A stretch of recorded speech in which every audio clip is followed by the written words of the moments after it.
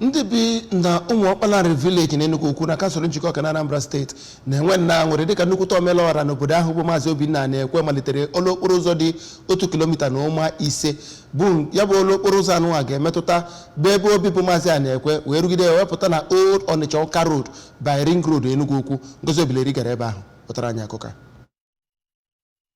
Maazị Anekwe onye bụ onye uru ogbu mana ọ rụrụ ụlọ n'Ụmụọkpalari bụ onye bidoro ya bụ ọrụ nke ebumnobi ya bụ ka ọ belata ahụhụ ndị mmadụ na-ata n'ihi otu ụzọ ahụ jọgburu onwe ya siri dị ka a na-ewubezi ibido ọrụ na ya bụ ụzọ ka onye isi ọchịchị nchere oge nke njikọ ọka bụ Barrister Clement Agụiyi toro ya bụ nwa amadi bụ Maazị Anekwe maka mkpebi o kpebiri inyere ma bute ọganiru na obodo ma rụtụ aka mkpa ọ dị mmadụ iji akụnụba o nwere wee mee ihe ga-abara ọra mmadụ uru karịa iji ya wee na-akpagbu ndị mmadụ.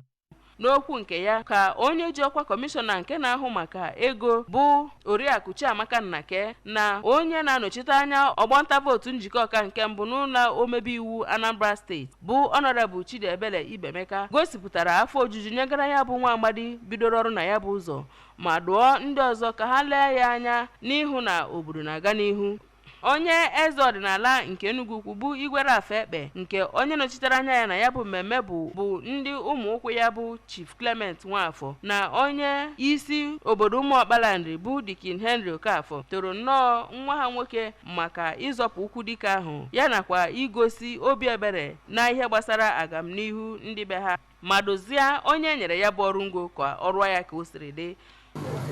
Nnukwu nwa ka ọ nwere ife ọzọ Enugu Ukwu ya ekwu n'isi ya na ụrọ anakụ nwa ojide emenye gịnị jebe Enugu Ukwu ya ekwu n'isi odogwu anya wee mụtara nnekwu nwa na-eme ngala n'ụtụtụ na-eyi n'abalị ọkwani ya.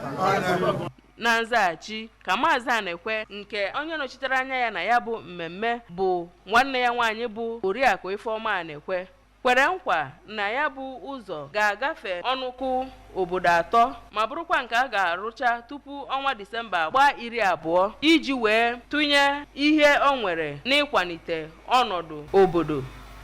Ihe bụ n'obi anụ dis road bụ ezigbo ihe dịka Baịbụl si wee kwu na onye ọbụla nweta ezigbo ihe na ezigbo ihe ya aga ya ọ nwụ ụdị afọ ihe afụ mmadụ ibe ya aga na-ata ọ na-anabeghị uche a na-echi ya inecha anya isi ka iweta n'ihe ka ihe dị maka na ụzọ ihe o ya ebutere mme ụzọ ya emekịta enwe biznes ife ndị nwere ana ebe a na ha etinyecha ego na-enwego ezigbo ụzọ so n'ụzọ ya etinyere o ya ebute ezigbo ihe onye na-anadị uche ama nnechi. N'okwu nke ya n'aha Cotaps Engineering Limited ka Engineer Jacob Enaini kọwapụtara otu ụzọ ahụ ga-adị ndị gụnyere na ọ ga-enwe ọwa mmiri n'akụkụ na-abụ nwekwe obosara ga-abụ mita 7 na ụma ma nwee ihe ga na-egbochi mbuze ma kọwapụta na ya bụ ụzọ ga-enyekwa aka ịkwụsị agbakata echere na igbu oge ndị mmadụ na-eche n'ụzọ ndị ọzọ gagara obodo ahụ. Ọ nọkwazi n'oge ahụ wee kọwa na ọ bụ ezie na ha nwere ihe ichere aka mgba site n'ịkwatụgasị ogo aja ndị mmadụ wuru ma kwuo na ya ga-arụchapụ ya bụ ụzọ otu esiri gwa ya ma rụkwa ya ka ọ bụrụ ịgba. Site n'Enugu Ukwu, abụ m Ngozi Obileri.